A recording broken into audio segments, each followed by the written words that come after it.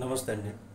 ఆంధ్రప్రదేశ్లో వైఎస్ఆర్ కాంగ్రెస్ పార్టీకి మరో షాక్ తగిలింది. అధికారం కోల్పోయిన తర్వాత పలువురు కౌన్సిలర్లు, కార్పొరేటర్లు, స్థానిక ప్రజాప్రతినిధులు వైసీపీని వీడుతున్నటువంటి సంగతి తెలిసినటువంటిదే. అయితే వైసీపీ నుంచి కూటమి పార్టీలోకి జంప్ అవుతూ ఉండటంతో ఇప్పటికే పలు కార్పొరేషన్లను, మున్సిపాలిటీలను వైసీపీ కోల్పోయింది. తాజాగా శ్రీ సత్యసాయి జిల్లా కదిరి మున్సిపాలిటీ వైసీపీ నుంచి చేజారిపోయింది. కదిరి మున్సిపల్ చైర్పర్సన్ నజీమున్నీసాపై పెట్టినటువంటి అవిశ్వాస తీర్మానం నెగ్గింది. దీంతో కదిరి మున్సిపాలిటీని కూడా వైసీపీ కోల్పోయింది. కూటమి తెలుగుదేశం గెలుచుకుంది.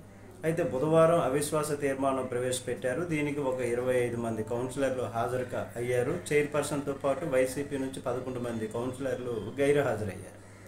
కోరం ఉండటం వలన హాజరైన మొత్తం 25 మంది అవిశ్వాసానికి మద్దతు ఇవ్వడంతో అవిశ్వాస తీర్మానం నెగ్గింది. ఈ నేపథ్యంలో పోలీసు బందోబస్తు పటిష్టమైనటువంటి భద్రత ఏర్పాటు చేశారు. అయితే మరోవైపు కదిరి మున్సిపాలిటీ దక్కడంతో టీడీపీ శ్రేణుల్లో టపాసులు కాల్చుకుంటూ ఆనందాన్ని జరుపుకుంటున్నటువంటి పరిస్థితి. అయితే ఈ సందర్భంలో కదిరి ఎమ్మెల్యే కందికుంట వెంకటప్రసాద్ మాట్లాడుతూ ప్రజాస్వామ్యయుతంగానే అవిశ్వాసం జరిగిందన్నారు. చైర్పర్సన్ నజీమున్నీసా అవినీతికి పాల్పడ్డారని, కదిరిలో అభివృద్ధి లేదని ఆరోపించారు ఆయన. అయితే త్వరలో అందరికీ ఆమోదకరంగా ఉండేలా చైర్పర్సన్, వైస్ చైర్పర్సన్లను ఎన్నుకుంటామని ఈ సందర్భంగా ఆయన చెప్పినటువంటి పరిస్థితి. అయితే ఏప్రిల్ 28న విశాఖ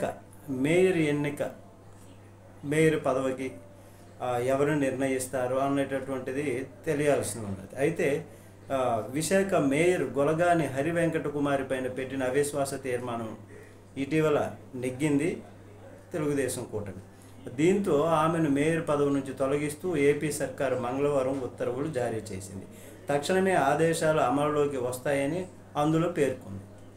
విశాఖ మేయర్పై పెట్టినటువంటి అవిశ్వాస తీర్మానం 2/3 వంతు సభ్యులు అనుకూలంగా ఓటు వేయడంతో తీర్మానం నెగ్గింది. 110 మంది సభ్యులు ఉన్నటువంటి దీనిలో 74 మంది తీర్మానానికి మద్దతుగా ఓటేశారు.